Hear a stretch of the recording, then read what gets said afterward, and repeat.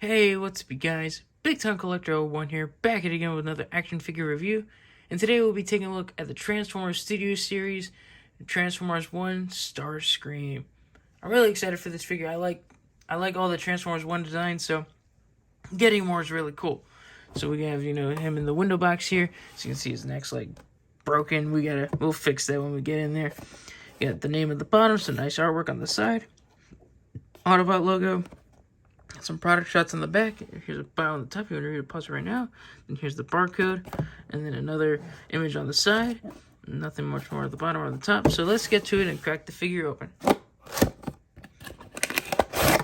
Before we take a look at the figure, let's take a closer look at his accessories. First comes with these two no-rays. You can just attach them to the shoulders here on the pegs.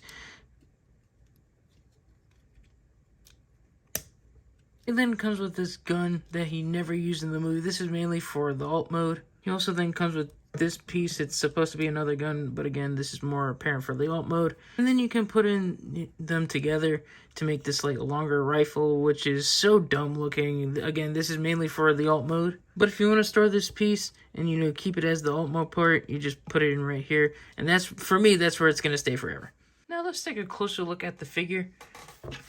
A lot of people are saying this is the weakest deluxe of the year, and I can see where they're coming from, but visually I think it looks nice, but overall it's still a pretty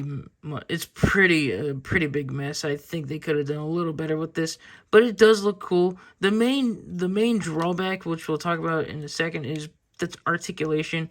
There could have been other things better integrated, but overall I do think it looks cool, and a lot of things are attached to ball joints, so I think they're going to be reusing this body for other Seekers, which is really cool. Now let's check out Starscream's articulation.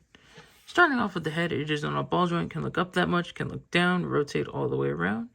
Shoulders move up that much, they move down. If you can move the wing out of the way, you can rotate it all the way around. Single joint elbows that make it past 90. Bicep swivel. No waist swivel. The legs can kick forward and back, and they can kick out as well. Thigh rotation.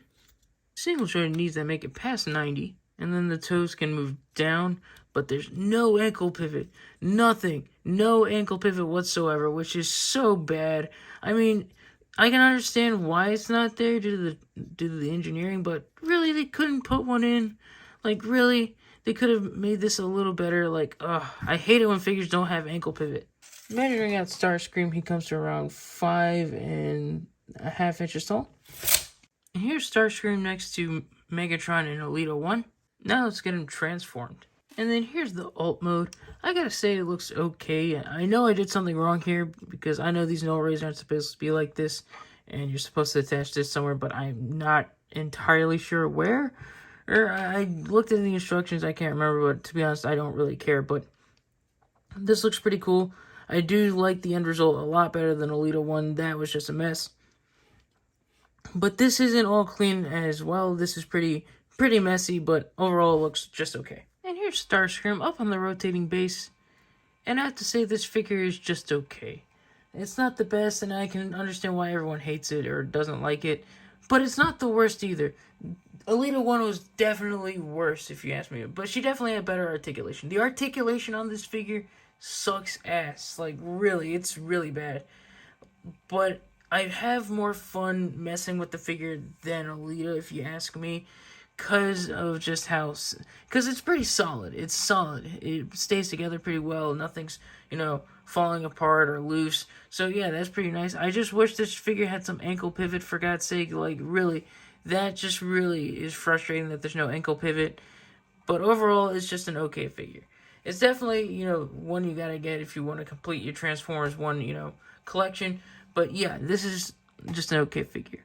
If you want this figure, you can get them off of Amazon like I did, or, get them off of BBTS or Hasbro Pulse or wherever you get your Transformers figures. But yeah, I hope you guys enjoyed this review. If you did, leave a like, comment down below, and subscribe. And I'll catch you guys in the next one. See you.